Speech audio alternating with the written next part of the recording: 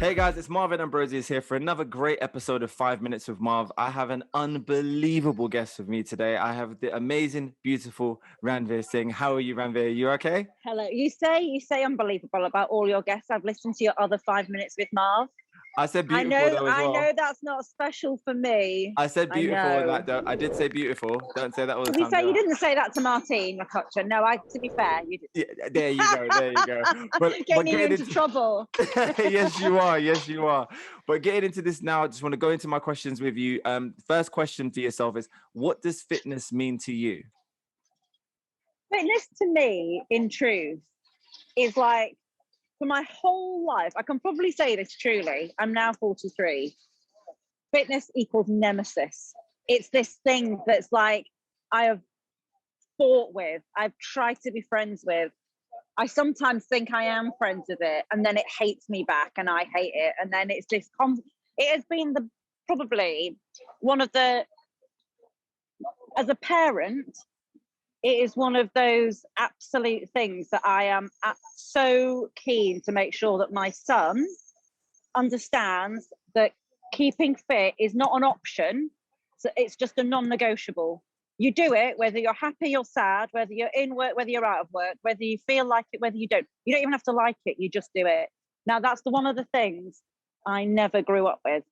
So I feel really like it's habit forming, and it's very hard to incorporate a fitness habit into your life the later you leave it. You can do it, but because your life gets busier, more crowded, the other habits you have, your eating habits, everything else is then attached to you. Yeah. If you don't make being fit something that is like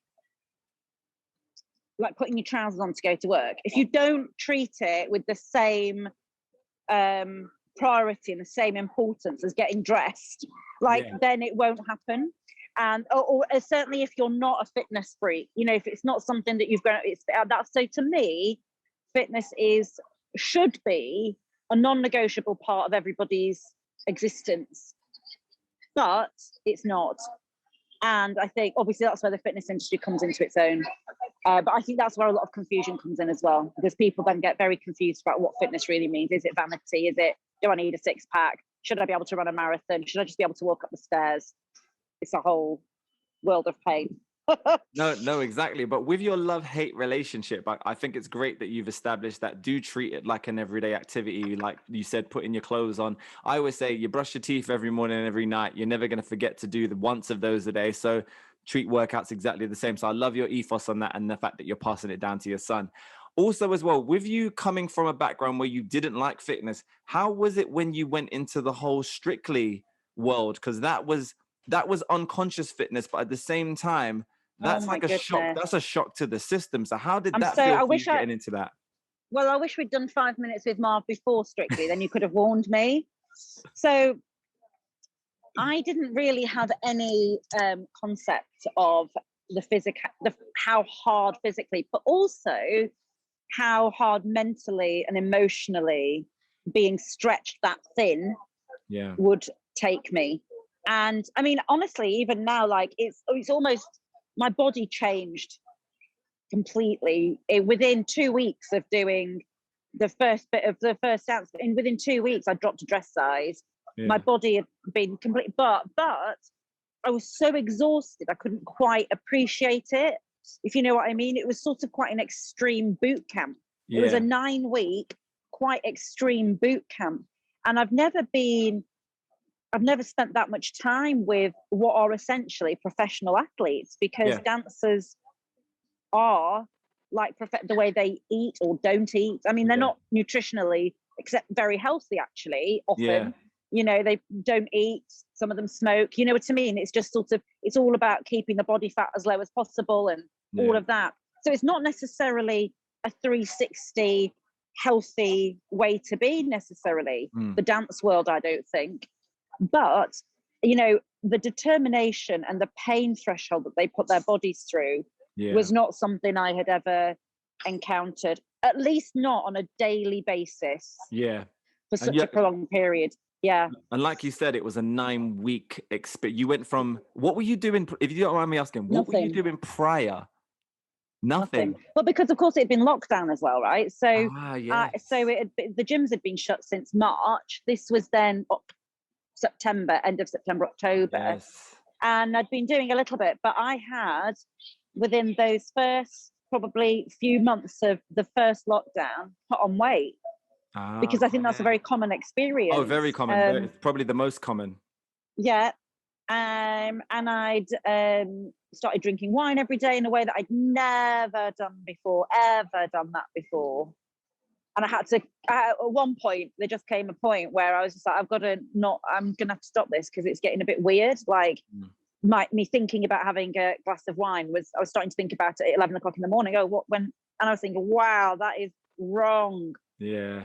Like, it was weird to me how quickly, you can find a hook to get you through what is a stressful time.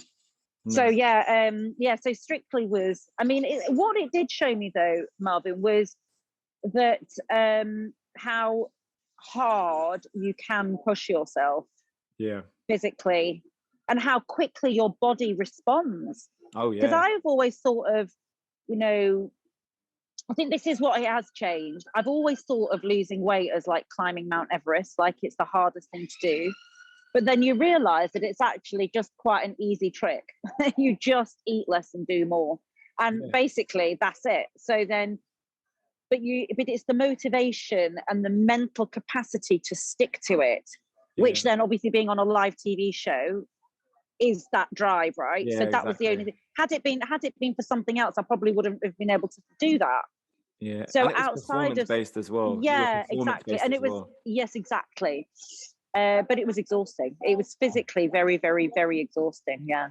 So moving back into the transition of because you in no way means have a regular job. So sometimes you're up at like 3, 4 in the morning for work. Yeah, I was up at 3 today. Yeah, Yeah. so what I want to know is, in the routine you have Went for now, coffee. yes, where does your workout start today? Like, what time do you get to do So, it? How do you do it? right. So you're talking to me as though I do it all the time. I've just restarted. So I've just got a PT. What I find um, is that I find that having a PT is, for me at the moment, and has probably been for the last couple of years, the best and only way for me to make sure that I do it. Because I think the thing that is always the barrier is tiredness. Yeah. So, and I'm tired most of the time, probably 80% of the time, Yeah. I'm tired. And so that is the greatest demotivator. And so today, I'm just started with somebody new, local to me, and convenience has to be absolutely spot on. If it takes an ounce of extra thought or extra complication in my day for me to get there, it will end up not happening. Yes. Within 2 weeks, I'll start cancelling sessions because Yeah. do you know what I mean? I So it's that understand thing that about completely. it has to be so convenient to me. And that's taken me a long time to realize that all the little mental barriers that I allow to get in the way, because I don't like I don't like doing it. Do you know what I mean? Yeah. I find it a battle. I find it this thing. So so now I'm doing it it was meant to be at 2 o'clock today. I've been up since 3. So I've said, let's move it to 5 so I can have a little nap during the day. Yeah. So that's why I find having a PT is good. And it has to be a good one who understands what I do, who then goes, look, if you need to cancel or move, yes, flexible. it's okay. We can live with that. No, that's absolutely right. And one thing you mentioned, I've seen you posting your stories as well, was about your food prep and understanding that. That all kind of works in the same way, because with your convenience of working out, you need convenience of eating as well. Right. And that's why ordering takeaways are the easiest things to do, because the convenience is you look at a menu, you know what your go-to is, you order it, but unfortunately, you're piling on the pounds as you're doing it. Whereas if you've got that prep in place of food that you do enjoy, it's the same as what you're doing now with your PT. So that is amazing that you've done that. Always try and get those power naps in as a bit of advice. Try and do no more than 10 to 20 minutes of a nap. Yeah. You do too much, you'll be tired for the rest of the day. Yeah, that's what I found. I think probably I sort of can do 20 to 35 minutes, and then I sort of feel a bit better after that, for sure. After that, then it's a wrap. You're going to just be like this the whole day. But no, yeah, that's exactly. awesome. I do find eating around personal training a complication. I never, because the hours are so weird, I never quite know when the best time to eat is or anything. So, you know, that's something I definitely need to work on. Yeah, no, you'll definitely have that discussion. Or if anything, I'll let you know as well. But another thing as well, in regards to your working schedule and how you have been in your career now, how do you feel that social media has played a part in how you look at yourself and other people around you, or do you feel that it's had no effect on you?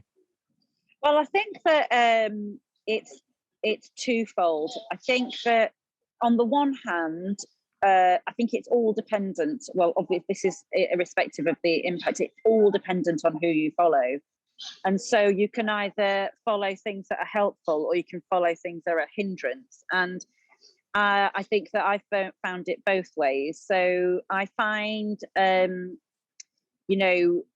seeing some people's transformations that, you know, on Instagram and stuff, I find those inspiring, and I find those encouraging and motivating.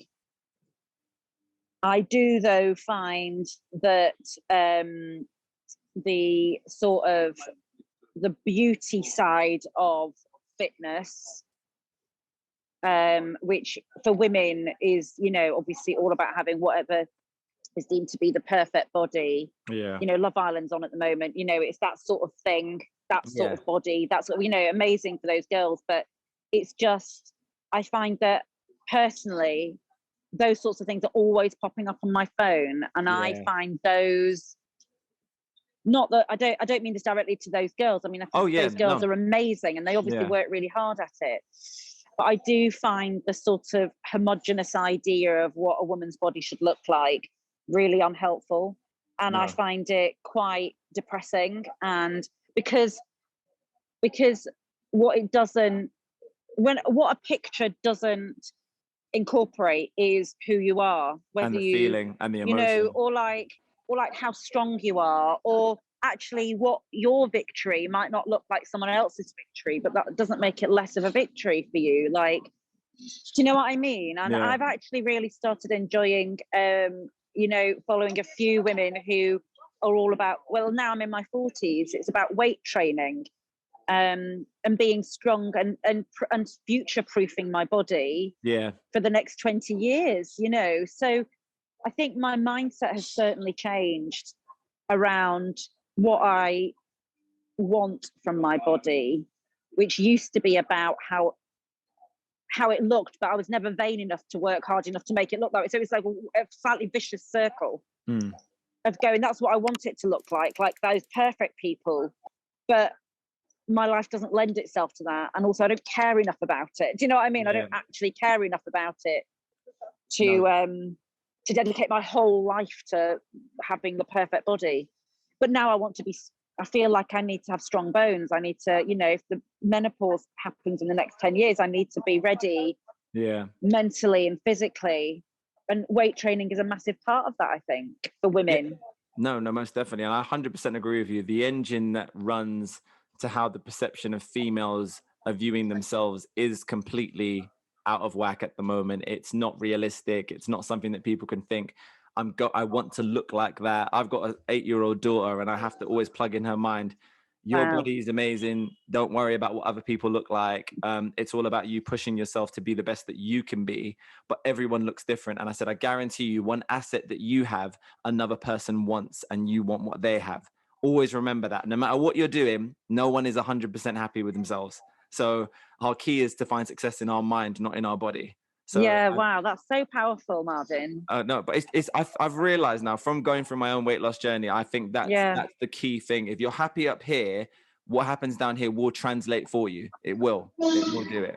But I really appreciate you coming on today. I've got one more question for you, because I can talk to you all day, Ranvir, and you can talk all day. I know you're a professional, so that's fine. What is your go-to song to get you pumped up to work out? Oh, what came to first to mind? So it's probably Dua Lipa. You Could Be the One, I think it's called. You Could Be the One, like that one. Only because when I did do a marathon when I was like 39 or 38 or something, and that was on my playlist. Your playlist, and it got you going. And it had, and there's a very specific moment when I'd done what was for me a really good run, like and I was on my way, and it was downhill at this point, so I was like super happy because it was like slightly easier. And I remember just feeling so thrilled that I was doing it, that I'd done it, and that song was on. So to me, it's always an association with like a happy, positive, can-do attitude, which is what you need, I think, to be fit, or to try and be fit. No, that's brilliant. I'll definitely be adding that to my playlist as well.